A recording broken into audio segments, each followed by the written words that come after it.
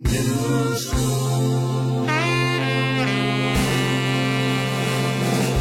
right, welcome back to Noob School, episode 138, the big 138.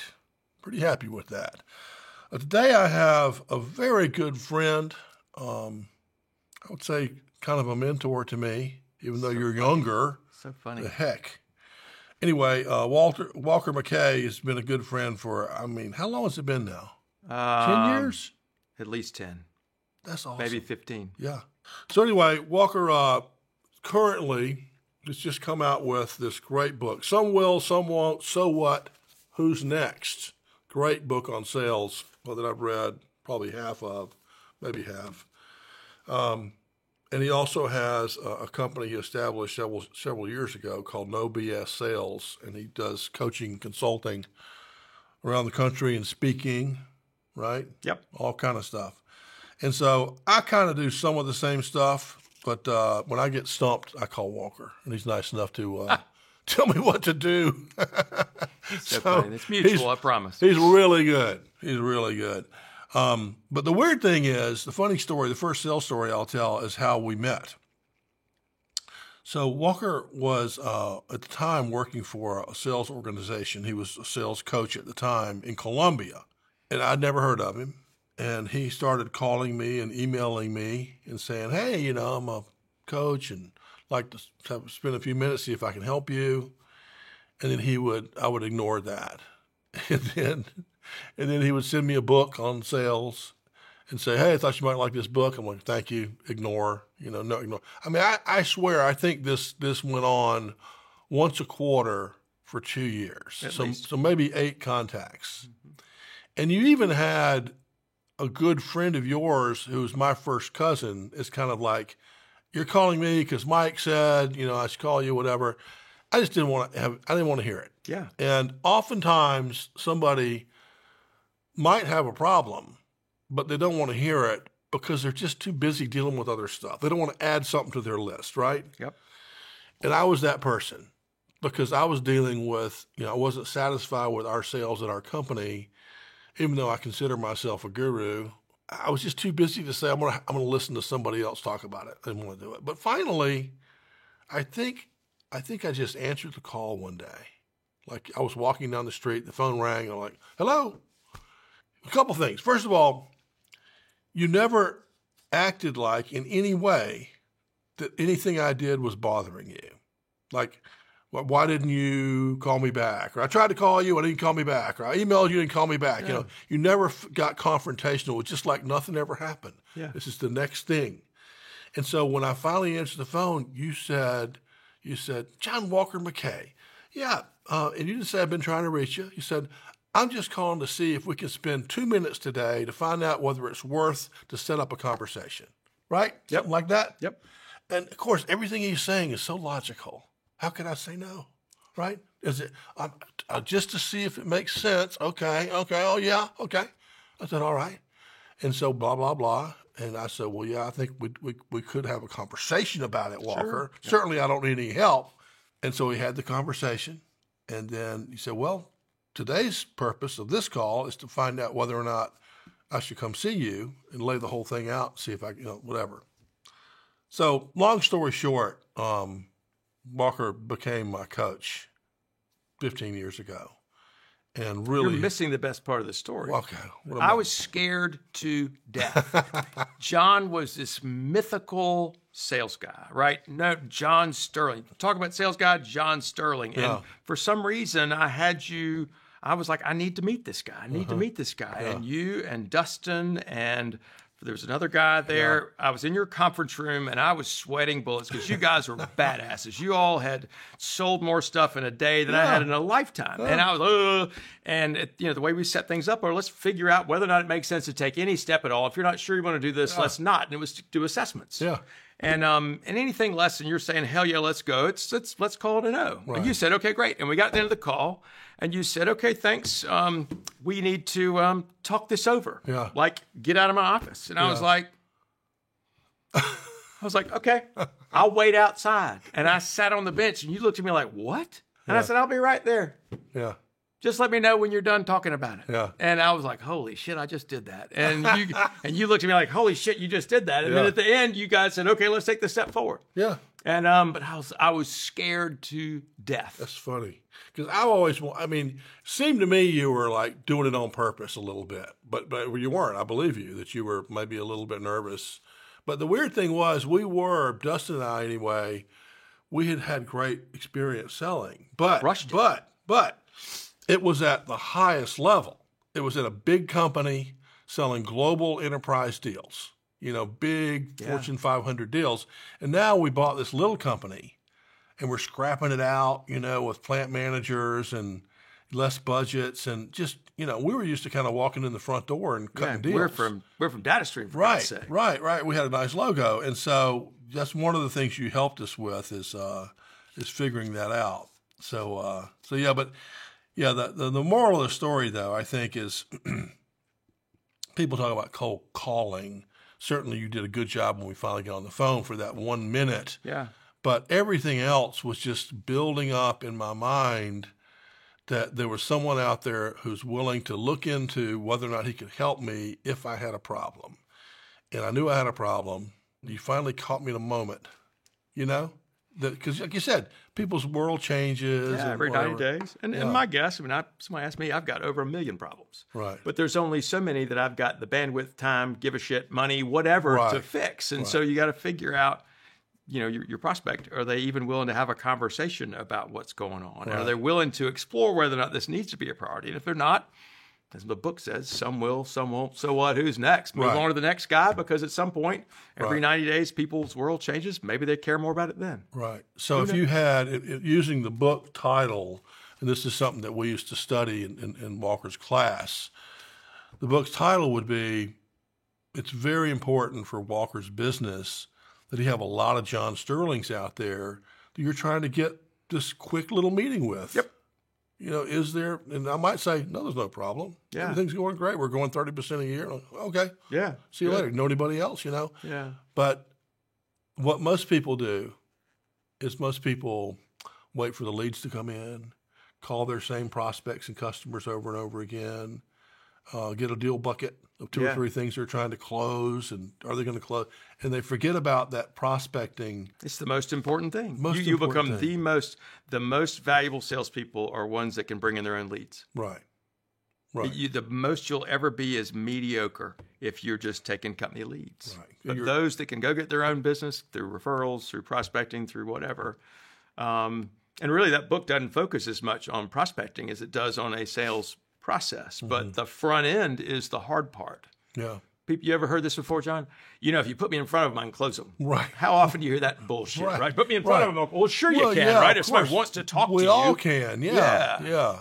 I remember saying that as a young salesperson. Sure. It's like, we need the good warm leads. Yeah, or the good leads. You give me those, I'll make my number. That's right. The leads suck. It's hilarious. Oh my God. And I've said that. I've made every excuse in the book. Yeah. I was talking to a team the other day, and they were telling me the seasonal excuse, like the holidays, nothing's going on. National screw-off month. I said, well, what's going to happen in January is people are going to be back to work. They're going to be so busy with other things. That's not a good time to call either. Correct. And then pretty soon we got summer, and we know nothing's going to happen. Nobody buys in July. So there is basically no good time to call. Correct. In fall, kids are going back to school, and you have like a week when people are buying. Do you remember what Ziegler said when he was selling pots and pans door to door? I don't remember. he said early on, before he knew what he was doing, he said he would get out and they'd drop him off in a neighborhood. He'd go to the first house and he'd look at it and he goes, that yard's not been mowed in weeks and the paint's peeling off of the house. These people, they do not have the money for pots and pans. I'm going to go to the next house. So he goes to the next house. Paint's perfect, yard's perfect, everything's perfect. He's like, they already got pots and pans. Yeah, they don't need it. That's hilarious. That's a great story. Yeah. I love that. Yeah. He's got a bunch of good stories. Yeah, he does. He was a master at that. He was. So tell us more about your business now. No BS sales. I think I know what that means. So I told my mother. No bad salespeople? No, well, that's what I told my mother. It stands for no bad salespeople because she was like, what is the name of your business? Yeah. My mother, a little Southern lady. And so I got really fed up with all the bullshit that happens between buyers and sellers. Yeah. And salespeople are often afraid to be direct. They're afraid to be transparent. And buyers take advantage, or prospects take advantage of that. And so I realized that sales is easy, but it's not simple. And what it really is building, I don't want to say building rapport or relationships, but it's having somebody trust you enough to give you money to make a problem go away. And the first part of that is trust, right? And I read something the other day that what they really are doing is they want to make sure they don't look like an asshole for making the wrong decision. Right? And so they need to trust you enough that they're not going to look bad for saying yes. Yeah. And so part of this is if we're very transparent, and my whole mindset is to be skeptical that your prospect is ready to make a change, because most people aren't. And so as we are skeptical and say, my guess is this is not a problem, you're probably not worried about that. And some people see that as a move, but the reality is most people aren't worried about that kind of stuff. There are two questions that a prospect has to answer for themselves before anything happens. And I think most salespeople get it backwards. But the first question they have to answer is, am I going to do anything different or differently? Am I going to do anything different or differently? If they've answered that in the affirmative, then they're going to decide, who will I do that with? Most salespeople do that backwards. Let me show you this bottle of water. You're going to love it. It's the best bottle of water. I can make you a great deal, blah, blah, blah, blah. And then the pressure's all on the salesperson to prove it. Right. And then that's when you're like, all right, he talks too much. He's putting too much pressure on me, as opposed to you're probably not, well, typically people who like this are ones that say they're thirsty and they say, I don't want to spend a ton of money on water. I just need something that's handy. My guess is you got something already that's taking care of that. You don't need this. Right. And I have a conversation and I figure out if it's going to be a no, you do this too. If it's going to be a no, let's call it a no right now. No reason to waste their time. I don't want to waste their time. So I have a lot of short conversations with people. If somebody says, no, actually, I really am having that problem, or no, I really do care about that, I'll say, really, tell me why. And then it's up to them to prove why it makes sense for us to have a further conversation. And those become the best clients. Well, again, having gone, I was so fortunate that I went through the process as the prospect with you. Because you never would have believed it otherwise. I never would have believed it. I never would have believed it. But I feel like, you from the every step of the way, even the times I ignored, everything was honest and direct. I know Mike, trying to reach you, see if I can possibly help you. Don't know if I can. All true. And then, anyway, all the way through to when we started the process of, well, tell me about the problem. What is it? How big is the problem? It's $1 million a year, or whatever it was. How would you pay for this? Do you have a budget for this? How would you make a decision? You'd ask these questions, and I would think to myself, well, I just need to answer the question. He's asking me a direct question. There's no frilly things going on. I'm also not leading you anywhere. No, I'm just trying to figure it out. Maybe it's not good. Maybe if you say, how are you going to pay for this? I might say, well, that's the problem. I don't have any money. Call me in January. And then, when would you want to do it? It was a delightful way to buy, because it was just at any point I feel like I could just veer off or stop it. I would have encouraged you to say no at any given point. So it's a wonderful selling system that you sell. How does it work when you go sell a new client? How often does the sales manager and the owner and the salespeople say, oh, this is great, we adopted, or how often do they push back and go, well, that's not kind of how we do it around here? So usually the owner is who buys in first, right? And it's got to be important to them. And so they need, typically that's going to be, somebody who's a maverick who says, we got to win and we got to do things, we can't keep doing things the same way. And so usually the owner is my friend, meaning that they trust me to fix it at that point. And then I'm often introduced to the sales manager, who might see me as a threat at first, right? And I got to make him feel comfortable that I'm not a threat. I'm here to make his life easier. And then the rest are, the salespeople are a mixed bag. There's people are cynical. You've been to shitty sales training before. I certainly have. And most people are like, sales training, what the hell is this? Blah, blah. And so it's up to me to engage people as quickly as possible. Mm-hmm. And so I work, it's as you know, it's a skill to be able to, especially now, since we do most of the stuff on video, mm-hmm. it takes an extra amount of skill to engage people mm-hmm. over video. But what I tell the owners, and I'll tell anybody in the class, if after like 5 or 6 weeks of us meeting once a week, if there's somebody still in the back of the room doing this, uh-huh. then we bless them and release them. Uh-huh. I'm not here to try and fix somebody who doesn't want to learn. They don't have to come to training. Don't have to come to training anymore. It's all good. I don't want to argue with you if your way's so good as long as you hit your number. And I tell the owner that. As long as they're hitting their number, I don't give a shit if they do it my way or not. Right, who cares? But if they're not hitting their number, then you ought to care. Yeah. It's not that what matters is the success, right? Not so much if they can't follow my questioning strategy perfectly, who cares? Yeah. As long as they can close business and can do it the right way and make the right margins and make the right money, I don't care. Yeah. But if I can give them the confidence, if they take one little piece, I tell people like I've got a toolbox of 1,000 tools, and you might figure out that one tool changes everything. Yeah.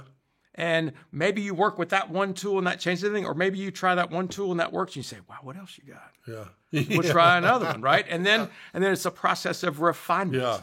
Yeah. And maybe you figure out you're a carpenter, right? And you can nail shit, and somebody else figures out they're a plumber, and this is how that works.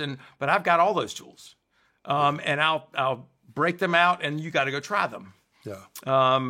And so ultimately, what we find is often the people that were the most cynical at first, as long as they'll show up and they'll have an open mind, even ones that go, sales training, mm-hmm. I find they can be my greatest advocates mm-hmm. after a couple of weeks. Yeah. I know you probably found the same thing.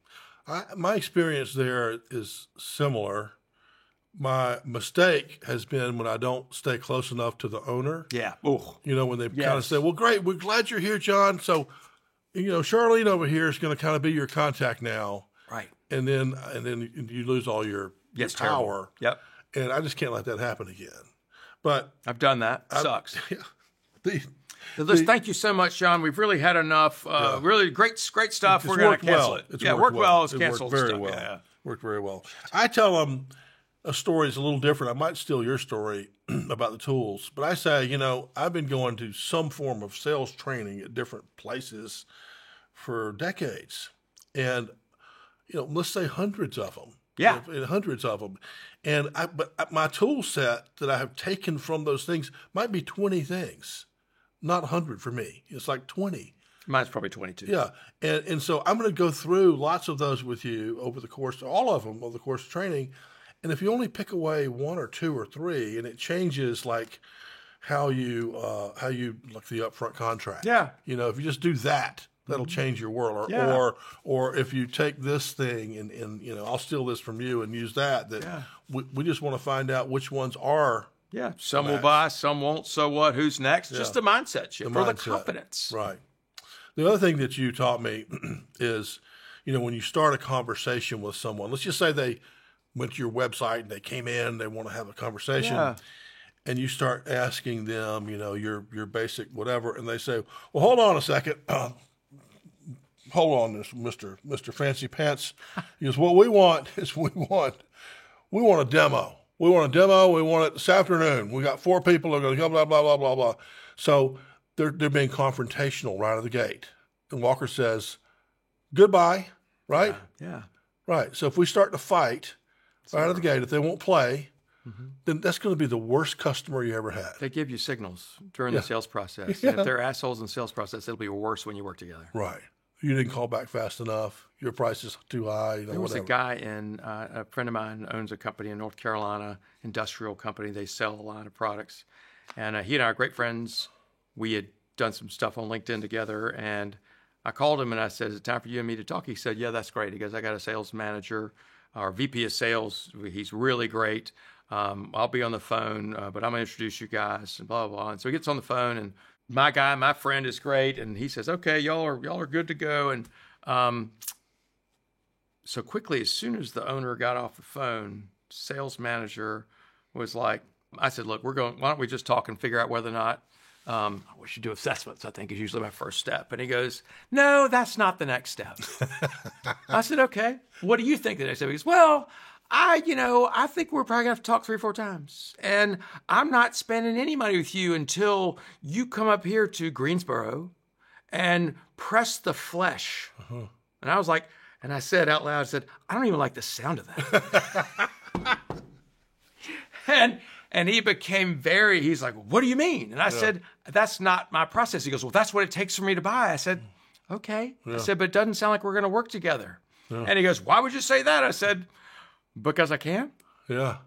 And I called the owner back and I said, I'm so sorry. I couldn't figure out how to get into your passive aggressive asshole sales manager guy who had to be in control. Right. And so we walked away. And I'm sad because I would love to work with my friend's company, but if that was the rule, I wasn't going to do that. Yeah.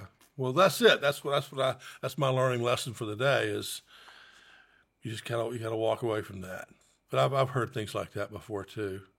That's so weird. And some people are just, they're defensive. They're afraid. I mean, you see what we're trying to do, John, is help people. And you just to drop. I feel like most people have a veil. I do this because in yoga, there is something called the dancing Shiva, right? And she has this veil in front of her face. And part of she's a goddess. And part of it is that you never see her face. And so we as human beings have these shields up so that nobody really sees the real us. And I don't know that I just want to take down I try and approach it with, this is who I am. Yeah. I'd like to be as transparent as possible. I want to have a real conversation. And if you'd like to have a real conversation with me, that's great. Yeah. But if you're not ready to have a real conversation, then let's not talk, or we can do something else. We don't have to be friends. We don't have to have another conversation ever. We can talk whenever you're ready. Yeah. But to drop the shield and let's have a real, as I call it, a no BS conversation. Yeah.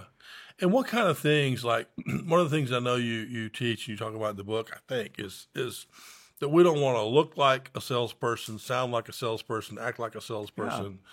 So when you show up somewhere for a first meeting, how do you walk in the door to not look like a salesperson? Well, interesting, and things have changed so much. I started using Zoom in 2016, maybe 2017, because I didn't have any money for a training room. I couldn't afford rent in a training room, even if I rented by the day. I didn't have the money. And so a friend of mine says, why don't you use Zoom? I said, what the hell's that? Uh-huh. And so I started doing my training over Zoom. And so then in 2020, when the world shut down, everybody's going, nobody buys our video. How in the hell do we sell doing video? This is crazy. I work with old people. They don't know how to use video. I'm like, they talk to their kids on Facebook every day. They use or FaceTime or their grandkids. Yeah. So don't worry about that. Yeah. So most of my sales calls are over video. I don't ever, the first thing I do is pattern interrupt. I cuss. Mm-hmm. That's the, I don't know if that's the persona I have or just who I am. I'm not concerned about my nasty language. Mm-hmm. And so my first test is if somebody gets pissed off and doesn't want to deal with me because of that, then so be it. Yeah. Right. This is who I feel like this is my language. It's often the language of salespeople. Mm-hmm. And so if I offend you with that, then that's probably the first thing that is going to run off. I'm very direct. I get right to business. Mm-hmm. How much time do you have? What do you want to make sure we talk about? Mm-hmm. Here's what I want to talk about. Let's figure out whether or not we should take another step, and we'll define that. And so it's not, let me tell you how great my company is. Nothing of that. Yeah. And they don't, and some of them, and you know this, if we're doing it the right way, all they know at the end of the sales call typically is they have a problem that they don't know how to fix. Yeah. They trust me to fix it, and they know when to show up. Mm-hmm. Yeah, and the way I explain you and kind of what I try to do now is when you have the conversation with the owner about their situation, is that you really find out what's going on. Mm-hmm. Not just, do you want to go forward, but like what's happening at your company and how's that going to impact you and your family and how does it make you feel? All that stuff to really, and so you're the first person, maybe in a long time, to actually get them. You get them. You understand what's going on. And as soon as you understand them and you're the first person to do that, they immediately think you're the person who can solve it, right?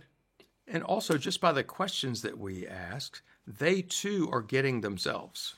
There's something magical that happens in the vibration of your jaw. So when somebody's asking you a question, and I've never had another brain other than one I have, right? Big time ADHD.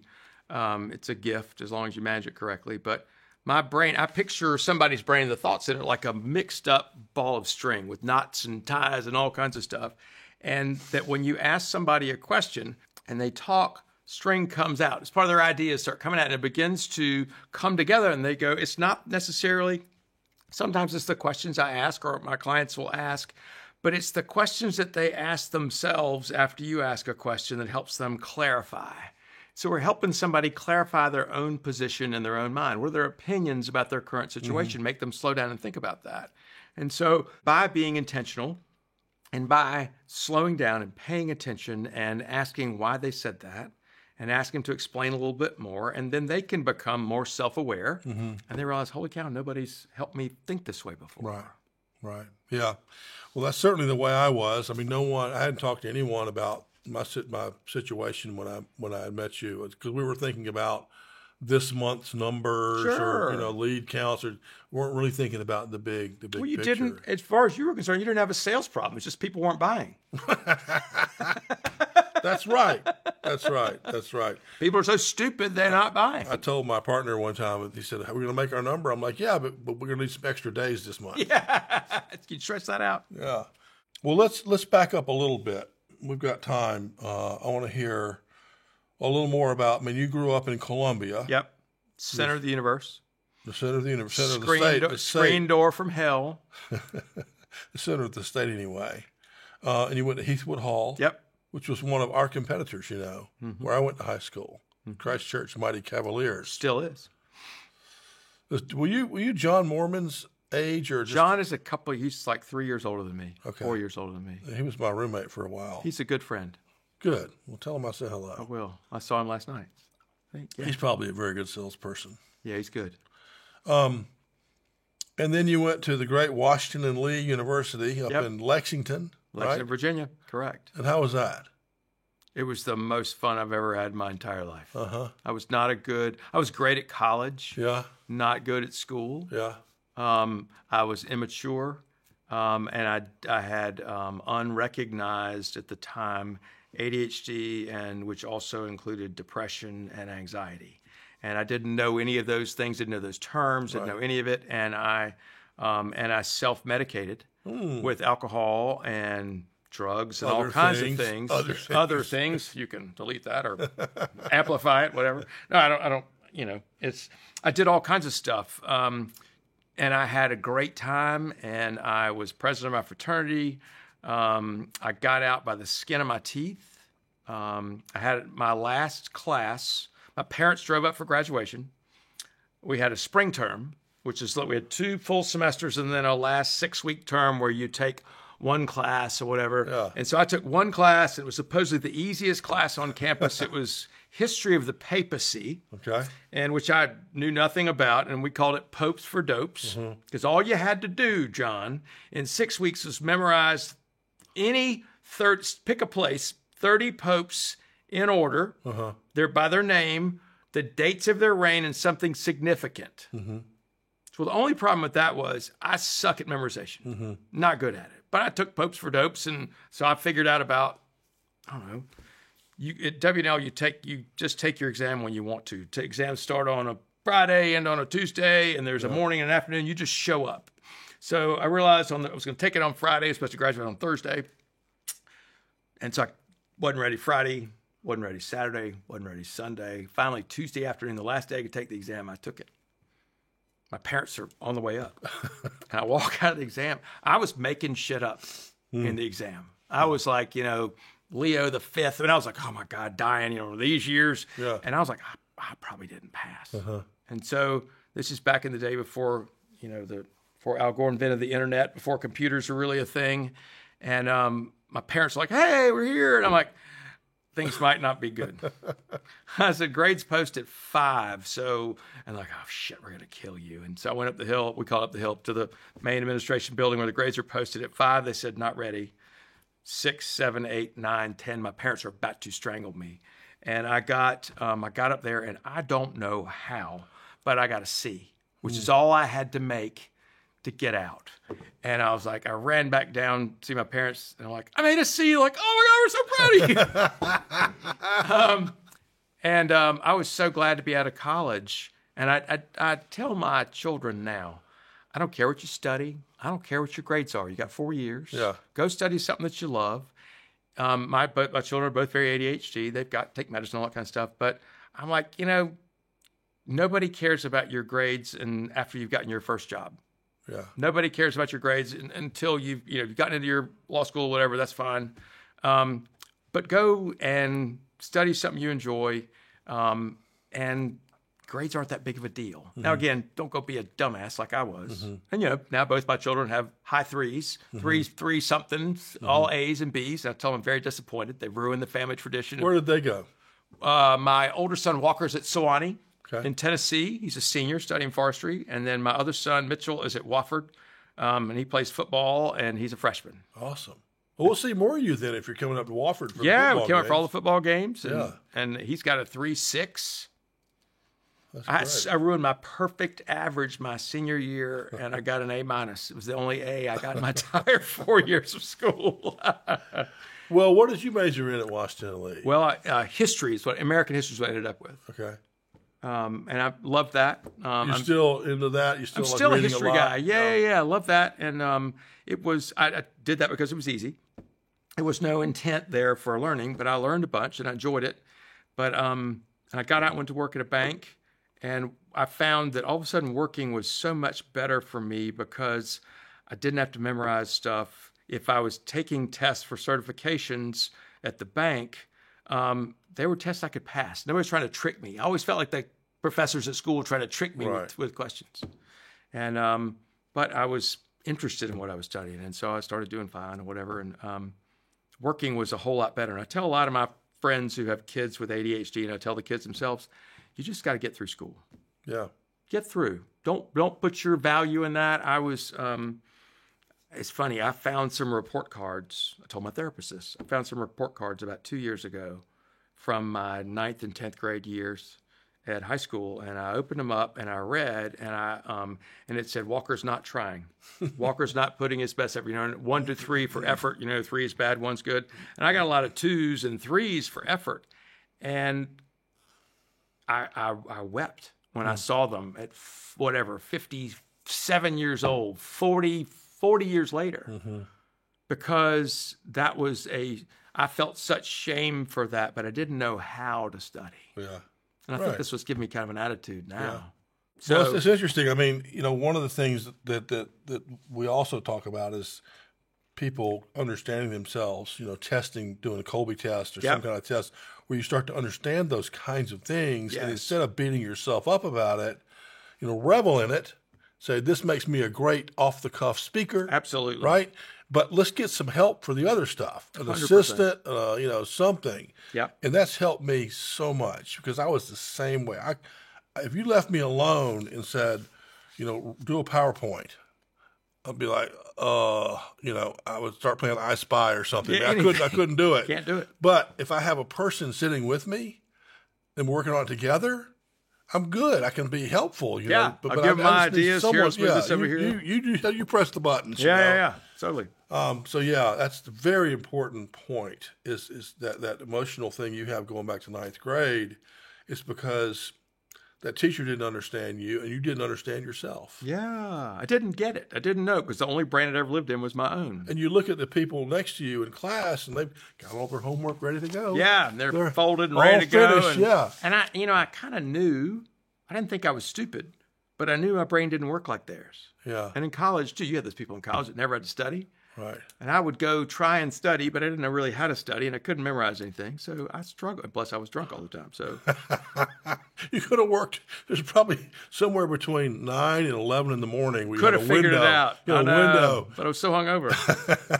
Oh, this is great. Anyway, so who do you still follow in sales to get continuing knowledge, information? Who do you still look at?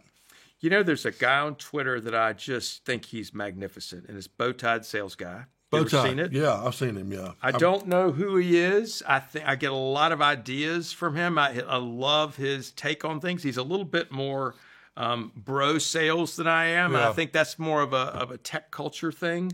But he's got very good insights. I like him.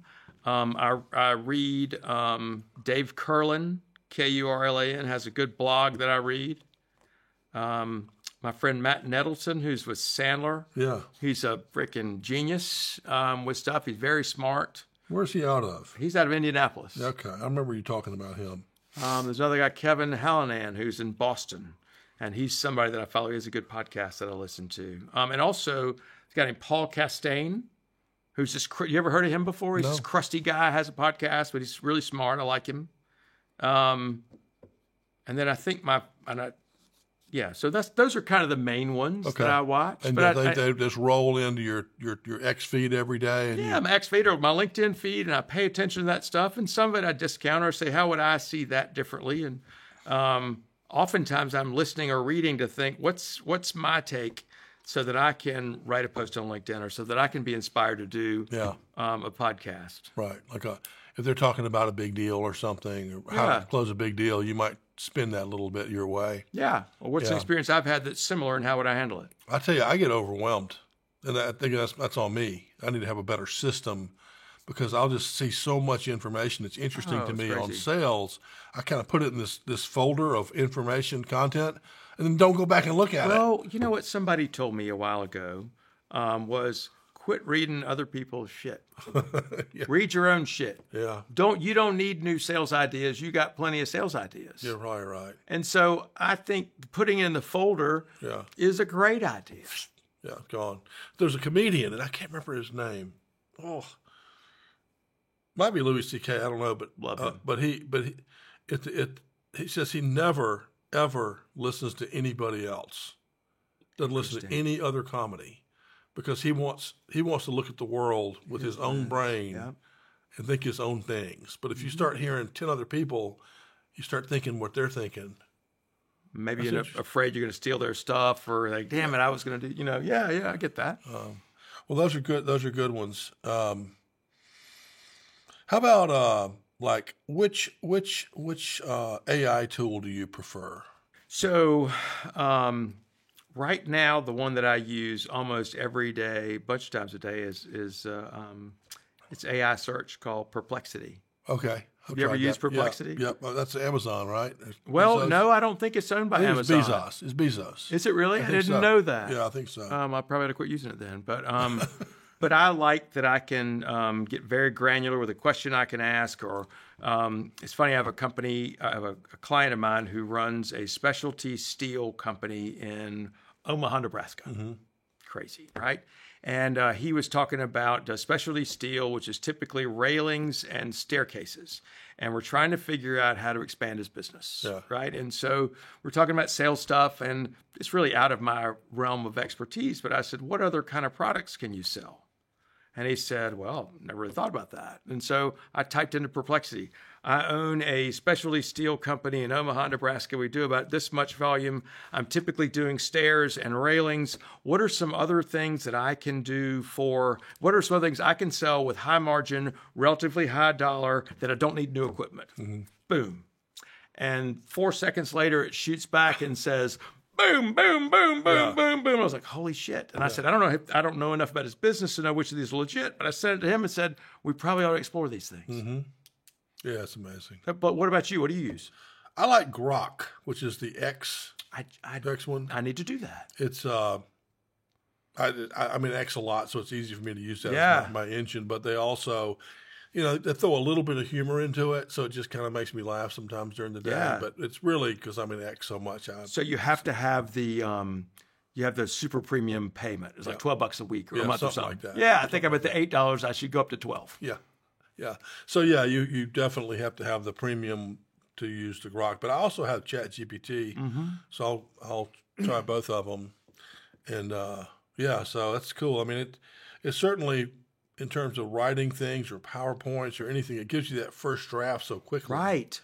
You tell it what you want. I used to do this with people, right? I would say, hey, do me a PowerPoint, make it 12 slides, and make it about these things, and make this the point of it all in a summary page. And they would do it, and then I would start editing. Tinkering, Yeah.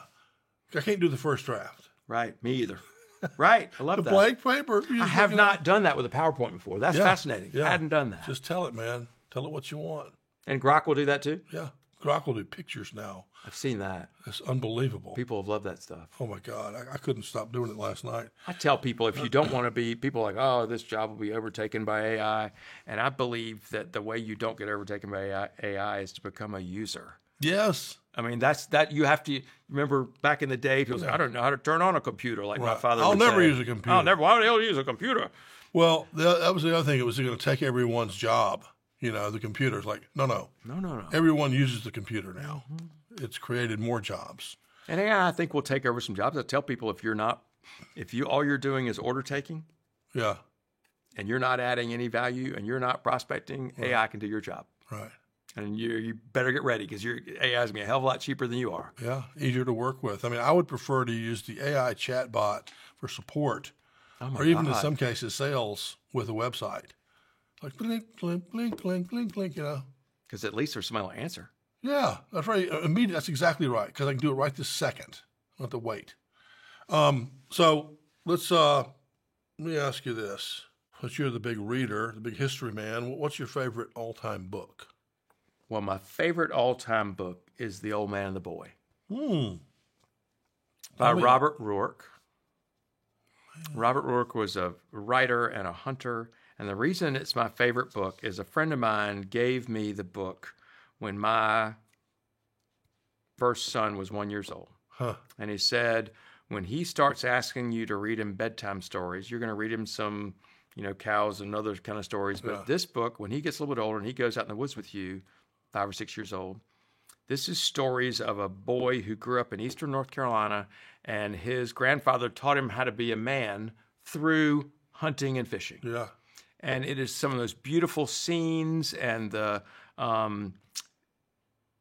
you watch this. Anyway, Ruark is a beautiful writer, and he describes the relationship between the old man and the boy, and there's a lot of Socratic method teaching of this, and you could tell that Ruark was writing about his own grandfather, experiences that he had, and about quail hunting and fishing and duck hunting and all these things in the 1930s and 40s when game was so prolific. And so I read that aloud to my first son, and then I read it aloud to my second son, and then each of them have read it on their own, and I've read it a time again on my own, and it's meant so much. So that one's a great one.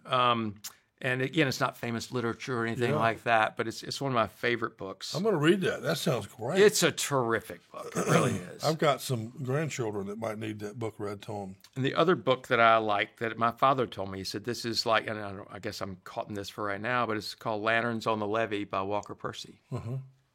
And that was, again, about growing up in the Old South in probably the 20s. And that was a fantastic book as well. And it helped me see, kind of understand where my father came from. Have you read all the Conroy books? Read a lot of the Conroy books. Yeah. He's one of my favorites. Unbelievable. Yeah. He dated a friend of mine's mom. Really? Huh. Well, he was, I unfortunately didn't know him, but, T. Hooper, my good friend here in Greenville, was his roommate on the basketball team. Yes, he knew him real well. Wow.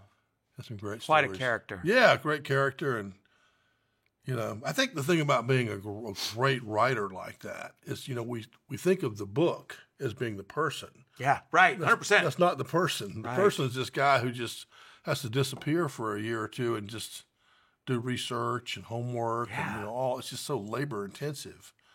It's crazy. It's crazy. Especially if it's any historical stuff to it. And you've got to actually do just making shit up like I did. Yeah, right. I mean, if we were making up a book, that would be different. But I think, he had to do, I remember reading that he had to do like research for a year before he started working on such and such book. I don't know how people do fiction. Anybody that can write fiction must be a special kind of genius. I cannot imagine writing fiction. Well, we could probably get your Perplexity to do it for you. Yeah, probably 220-page book. It's funny. I uploaded my book to ChatGPT and to ask it for, tell me stories, give me insight into this, help me write a post for LinkedIn, and it wasn't as helpful as I thought it would be. The writing there is not. Again, it gives me a good start. Yeah, but it's not something you can just turn in and use. Yeah. I have had to work on that a lot. I don't mind writing. So. I was thinking the other day about children's books, Yep. oddly enough, and I was thinking, because I was reading some books to one of my grandkids, Yes, and I was just reading kind of whatever he pulled off the shelf, and some of them were just like, this doesn't say anything. This is just dumb or whatever. But I thought, what are the all-time greatest? And I went with The Little Engine That Could, The Three Bears, and I like The Cat in the Hat. Just kind of my creative side. Love that. Likes that. And I'm sure there's others that we would put, top 10 or something that were just. Dr. Seuss, definitely, like you said, with Cat in the Hat. You thought about writing a kid's book? Yeah. Me too.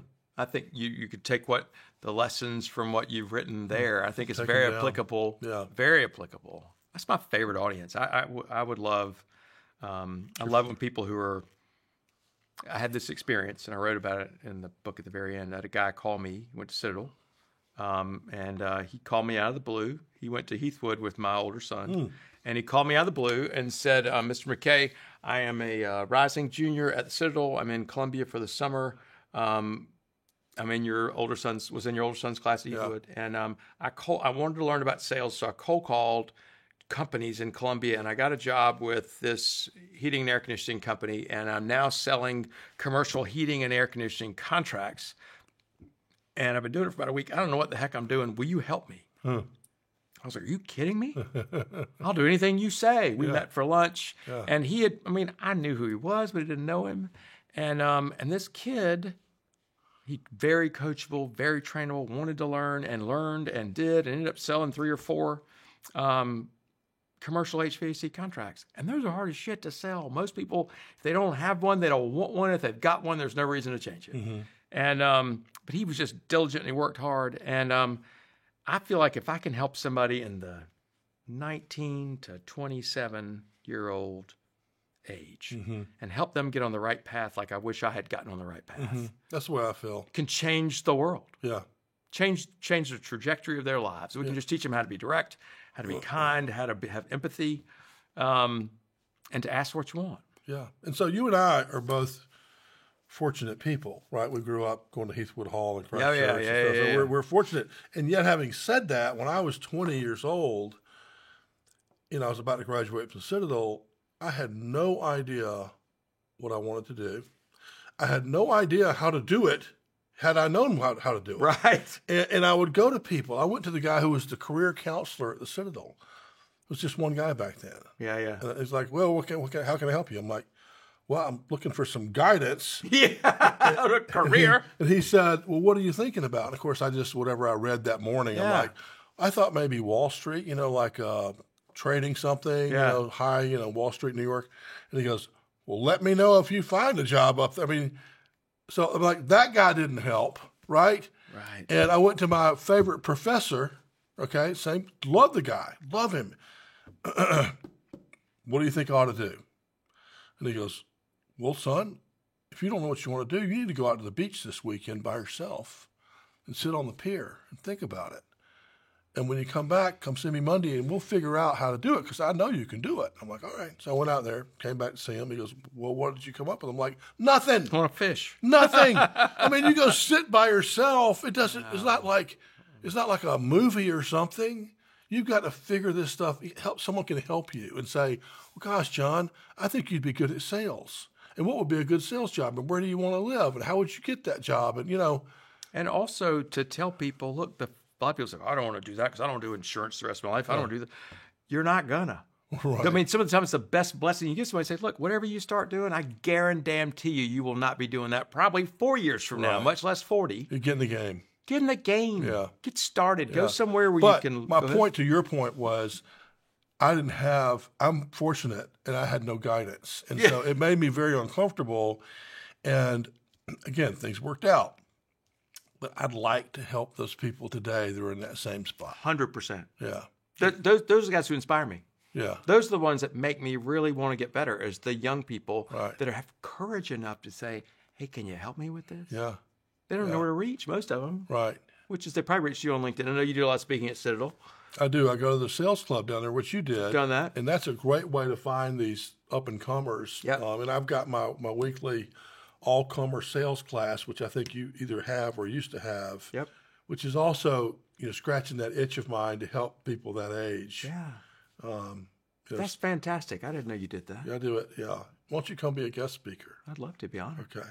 I'll pay you when I get paid. And then favorite word?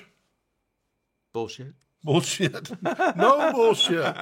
And then most importantly, favorite band? Favorite band? I've got a buddy, Blake Edmonds, who went to Citadel, and he plays in a band called the Gas Pumpers. And they are they're a cover band, and they're fun, and they're approachable, and I've been up on the stage with them, futzing around, and they're fun as hell to be doing that. And they play 70s and 80s music, but then otherwise I'm pretty much standard 80s, 90s music. Allman Brothers, U2, all that just good, Such good music. the best. The Gas Pumpers play around Columbia? They do. Okay. They do. I'll let you know next time they play. Yeah, I'll come down. What about in terms of promoting, why don't you tell people how they can reach you if they want some help from the No BS just have a band? conversation. So that's the easiest place to find me is on LinkedIn. I'm pretty much prolific on LinkedIn. We post there every day. Got my information there. I also have a podcast called the No BS Sales School Podcast that you've been a guest on a number of times. I don't have guests anymore. I do it just me. I'll share a lesson on sales or sales strategy or sales mindset. They're 5 to 12 minutes, quick hits in, out. And then I'm on X. I just play around on X. I'm not very visible. I mostly take in stuff, but my website is walkermckay.com. Got all the information you can have. I have a question for you, though, John. Okay. Isn't that the turnaround part in this? Yeah, he's going to ask me some questions now. Is this okay? Yeah, do it. So what I love about you is that you are constantly evolving. It's one thing I have, since I've known you, you've always been evolving. And I'm curious, there was the banjo, and then there was the saxophone, and then there was these just different things. What's the next evolution of John? What's now the seed that's going to sprout, would you guess? What I've been most excited about lately, outside of the training, is I've been acquiring software companies. So I've been looking for more companies similar to Foxfire. Yep. B2B companies, not too large, kind of older. Yep. Not so complicated I can't understand them. And just adding them to my little holding software company. Kingdom. Yeah. Yeah, and I've got, I use the same customer service group, same tech Nice. group. And so that's been a lot of fun, and I think there's a lot of opportunity there. So it's something that I could do and make very productive, over the next 5 years. Where are you finding these? Man, it's so funny. I'm with my quick start background. I just get started. So I call the local business broker. That wasn't a good idea. Right. Okay. Shit, right. That was like, it was not a good beginning. Yeah. But I just kept going and kept asking. Now I've got a network. Yep. There's probably may call you. There's probably 7 websites that cover all of North America that are business brokers, and you can filter them in. I want laundromats over 1 million in Idaho. And they'll just send you an email anytime those things come available. And if you like it, you contact the broker, sign an NDA, talk to the owner, see what you can do. So I bought one a few months ago using that model. What is the hook for you to say this is one I want to buy versus that one's similar but not good enough for me? Well, I want it to be North America, business-to-business software, over 10 years old. Interesting. So not newfangled. Yeah. I want them to have somewhere between 500,000 and 2 million in recurring revenue. Okay. So if it's under 500, it might be someone just buying a job. Like I've just got this little thing I manage. If it's over $2 million, it gets big enough where a private equity company will want it. So there's a little slice there that seems to work. And then the owner, to make it perfect, the owner needs to be at a stage where they really want to move it. They want to move it to someone that knows software, and they can't sell it to a PE company, and so they're not big enough. It's a nice arrangement. Is there certain? Is it a return that you're looking for? Is it just that I like the concept? I like the guy. It's making money. No reason I can't keep it making money. Yeah, I mean it's that the company is easy enough to run that you can operate it without coming close to spending as much money as you bring in. Right. So a nice profitable business. Yep. And you could put your systems in place, your accounting, your HR, your customer service. Almost looking at it more like a real estate play, where this thing costs this much and it's going to generate this much income. Throws off this much cash. Yeah, and if we find a way to grow and sell, that's even better. Mm-hmm. But just by itself is what I'm looking for. Are you managing sales teams? Are you training sales teams? In those partner companies? Yeah, I mean, within there, we have sales teams that we work with and that we train. And, we're hopefully going to be looking for some of these young guns to hire in the next year or two. Fantastic. Yeah. So I think some of the Citadel people are the best targets for salespeople anywhere. Yeah, I do too. I talk to a lot of my business owners about you need to have a network inside of Citadel to find out who are the people, because they got a work ethic. They understand about working hard. They're smart enough to know what needs to happen. Yeah. They're often they come from a business family or they want to go into business. And so I also think another piece of it is they took that harder path. 100%. And they took it for a reason. They expect to get out and do something. Yep. And that's my experience with almost all of them. Is they're like, we want to move up and be a manager and do this. Yeah. So yeah, I think you're right. It's good advice for your customers. Hire those, but sometimes the college kids themselves, or a year or two out of college, I don't recommend. But the Citadel guys, depending on where they are, I got no problem with that. Yeah. John, thank you so much. Thank you, Walker. I've had such a good time. That was awesome, man. You're such a good friend. Thank you, my friend. Thank I appreciate you very much. Awesome. I appreciate you.